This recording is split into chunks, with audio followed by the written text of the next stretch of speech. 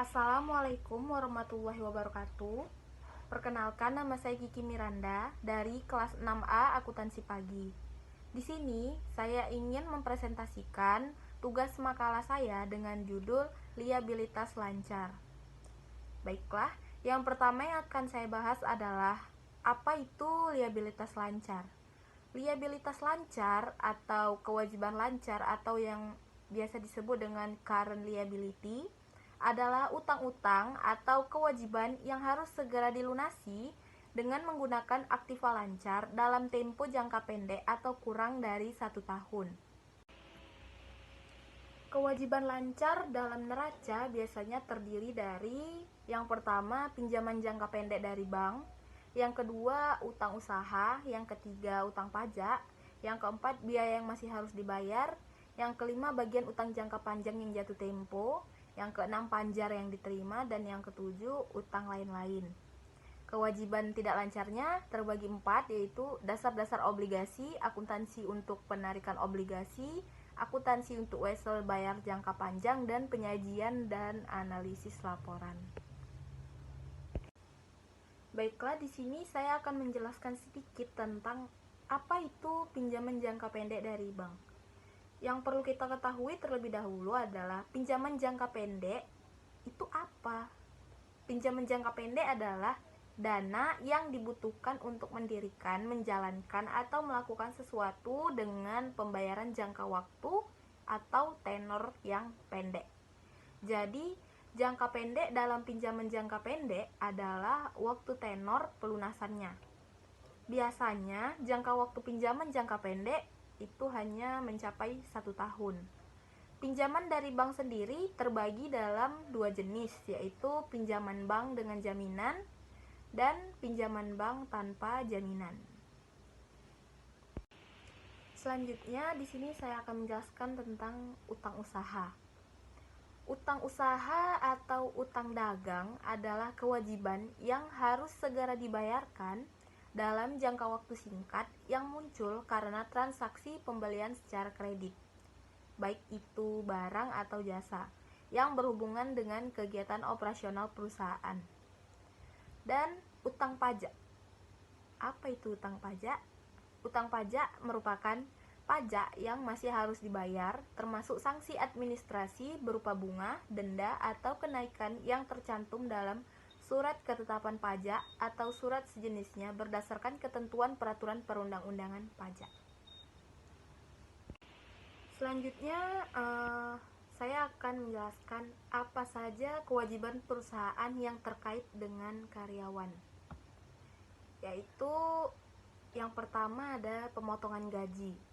Pemotongan gaji dilakukan dalam suatu perusahaan untuk beberapa hal. Jenis yang paling umum dari pemotongan gaji adalah premi asuransi, tabungan karyawan, serta iuran serikat kerja. Yang kedua adalah absensi yang dikompensasi.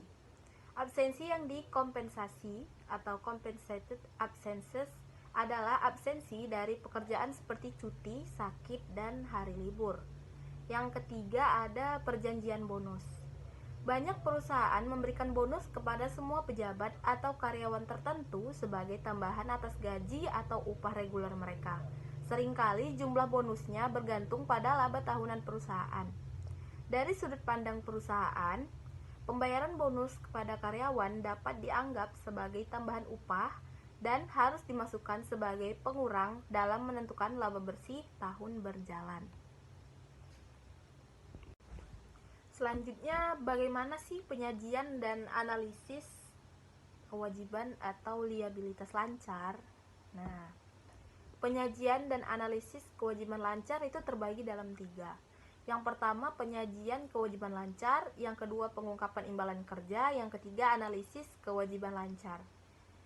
Yang pertama, penyajian kewajiban lancar. Itu dalam praktek, kewajiban lancar biasanya dicatat dalam catatan akuntansi dan dilaporkan dalam laporan keuangan pada nilai penuh jatuh temponya. Karena singkatnya periode waktu yang terlibat, yang seringkali kurang dari 1 tahun, maka perbedaan antara nilai sekarang, kewajiban lancar, dan nilai jatuh tempo biasanya tidak besar.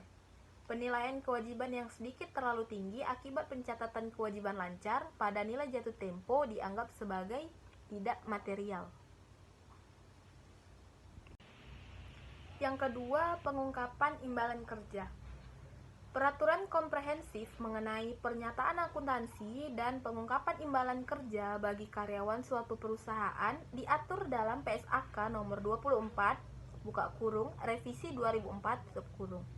Adapun tujuan dari aplikasi PSAK 24 revisi 2004 adalah untuk mengatur akuntansi dan pengungkapan imbalan kerja di mana mengharuskan perusahaan untuk mengakui yang pertama, kewajiban jika pekerja telah memberikan jasanya dan berhak memperoleh imbalan kerja yang akan dibayarkan di masa depan. Dan yang kedua, beban jika perusahaan menikmati manfaat ekonomis yang dihasilkan dari jasa yang diberikan oleh pekerja yang berhak memperoleh imbalan kerja. Nah, bagian ketiga tadi ada analisis kewajiban lancar. Perbedaan antara kewajiban lancar dan hutang jangka panjang adalah penting karena menyediakan informasi tentang likuiditas perusahaan. Likuiditas yang berkaitan dengan kewajiban adalah waktu yang diharapkan berlalu hingga suatu kewajiban harus dibayar. Dengan kata lain, kewajiban yang akan dibayar dengan segera merupakan kewajiban lancar. Suatu perusahaan yang liquid dapat bertahan lebih baik dalam menghadapi masalah keuangan. Selanjutnya, saya akan menjelaskan tentang apa itu kewajiban kontingensi atau contingent liabilities. Contingent adalah suatu kondisi, situasi, atau serangkaian situasi yang ada yang melibatkan ketidakpastian mengenai keuntungan atau laba atau kerugian untuk perusahaan yang pada akhirnya akan diketahui ketika satu atau lebih kejadian di masa depan terjadi atau tidak terjadi. Jenis keuntungan kontingensi ini terbagi 4. Yang pertama, penerimaan yang mungkin atas uang dari hadiah, bonus, sumbangan, dan lain sebagainya. Yang kedua, kemungkinan pengembalian dana dari pemerintah atas kelebihan pajak. Yang ketiga, penundaan kasus pengadilan yang hasilnya mungkin menguntungkan. Yang keempat, kerugian pajak yang dikompensasi ke depan.